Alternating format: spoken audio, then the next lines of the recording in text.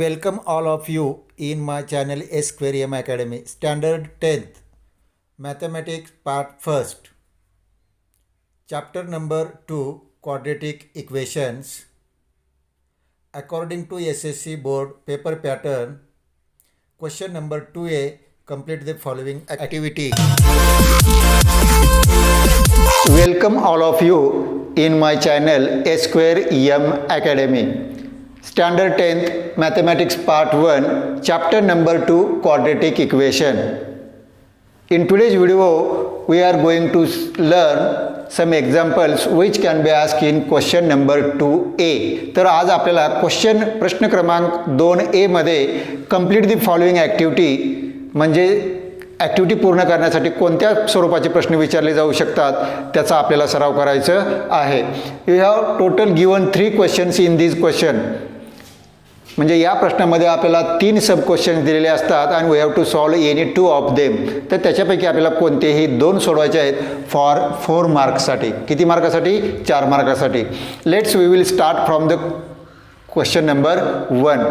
Complete following activity to solve given quadratic equation x square minus 15x plus 54 is equal to 0 by factorization method. Means हे उदाहरण आपल्याला factorisation मेथडनं solve करण्यासाठी ही activity काय करायची आहे? Complete करायची आहे.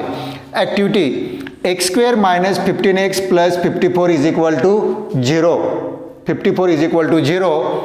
Therefore, x square minus dash means we have given box here minus 6x plus 54 is equal to 0 means या ठिकाणी आपल्याला 54 ची we have to find out 2 factors of 54 having product 54 and addition 15. तर ज्याचे 54 चे आपल्याला 2 अवयव म्हणजेच 2 संख्या शोधायच्या आहेत की ज्यांचा गुणाकार 54 येईल आणि बेरीज किती येईल? 15. Means that numbers are 9 and 6. Minus 9 and minus 6.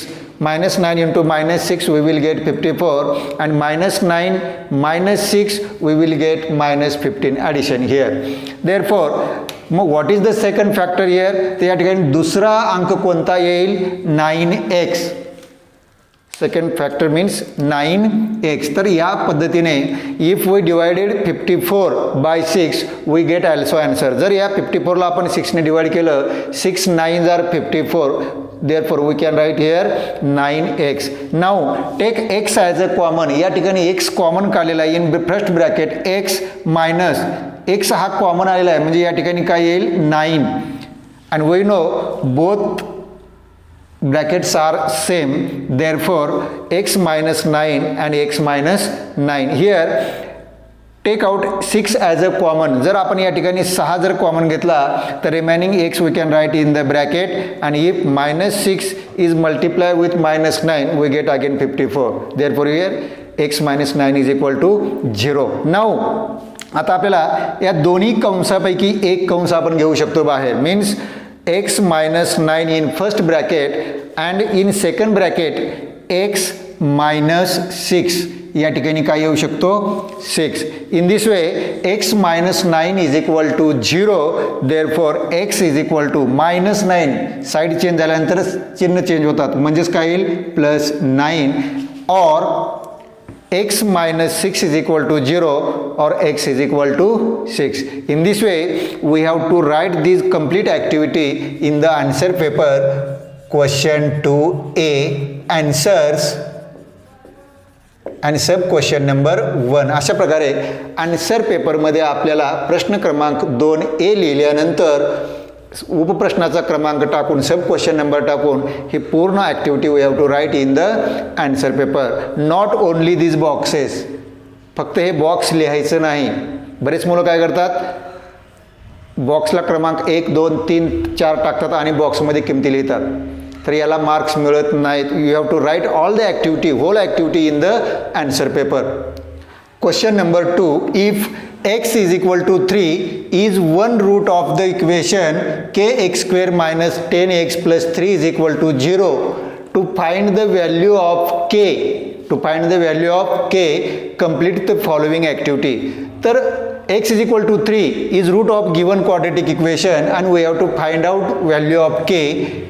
by completing this activity. Activity x is equal to 3 is root of given quadratic equation. X is equal to 3 is root of given quadratic equation. Therefore, substituting x is equal to 3. Substituting x is equal to 3 in given equation. What is the given equation? kx square minus 10x plus 3 is equal to 0. Means या equation मध्ये ज्या ज्या ठिकाणी x आहे त्या त्या ठिकाणी आपल्याला किती ठेवावे लागेल? 3. Therefore, kx square means kx square means the value of x is 3. Therefore, kx square means k3 square minus 10 into 3 plus 3 is equal to 0. Again, square of 3 into 3 is equal to 9. Therefore, here 9k. Now 10 3s are 30. म्हणजेच 10 गुणिले 3 बरोबर किती येईल? -30 and plus 3 and is equal to -27. या ठिकाणी काय येईल? -30 plus 3. We have to subtract 3 from 30. Therefore, we will get 27. Therefore, you can write here 27. म्हणून आपण या ठिकाणी काय लिहू शकतो? 27. and next 9k is equal to -27. Side change केल्यानंतर प्लस होतो म्हणून 9k is equal to 27. Therefore, k is equal to, here is the one step, k is equal to, we can 27 upon 9, and if 27 is divided by 9, we get 3. 9 3s are 27. Therefore, write here 3. In this way, we have to write whole the activity in the answer paper. Question number 3, if alpha is equal to 2 and beta is equal to 5, to form quadratic equation, complete the following activity. We have given activity म्हणजेच आपल्याला alpha आणि बीटाची value दिलेली आहे आणि by using that two values we have to form a quadratic equation. म्हणजेच quadratic equation आपल्याला तयार करायचं आहे by completing this activity. Activity alpha is equal to 2 and beta is equal to 5 means alpha ची किंमत 2 आहे आणि बीटा ची किंमत किती आहे? 5. Therefore, alpha plus beta means 2 plus 5 by using their values. या ठिकाणी 2 लिहिलेला आहे. 2 plus the value of beta is 5, therefore write here 5, and 2 plus 5 is equal to, we get 7. Again, alpha into beta means the value of alpha is 2 and the value of beta is 5. म्हणजे अल्फाची value म्हणजे किंमत 2 आहे आणि बीटाची value 5 आहे. Therefore, 2 into 5, 2 multiply 5, we get 10 here. Now, you know the formula of required quadratic equation here given. Required quadratic equation म्हणजे required quadratic equation चा formula काय आहे? x square minus in bracket alpha plus beta x plus alpha into beta means in this box we have to write the values of alpha plus beta. या ठिकाणी alpha plus beta ची किंमत आपल्याला लिहावी लागेल आणि it is 7. and here alpha into beta, the value of alpha into beta, alpha गुणिले बीटाची किंमत या ठिकाणी आपल्याला लिहावी लागेल and it is 10. Therefore, required quadratic equation is x square minus 7x plus 10 is equal to 0. Question number 4, to find the value of discriminant for the equation x square plus 7x minus 1 is equal to 0, complete given activity. Mean to find the value of discriminant. या ठिकाणी आपल्याला discriminantची value find out करण्यासाठी for equation x square plus 7x minus 1 is equal to 0, we have to complete the given activity. Comparing, सर्वप्रथम at first comparing given quadratic equation means x square plus 7x minus 1 is equal to 0 with ax square plus bx plus c is equal to 0 means given equation, दिलेलं equation समीकरण आपल्याला या ax square plus bx plus c is equal to 0 बरोबर compare करायचं आहे and then we have to write the value of a, b and c.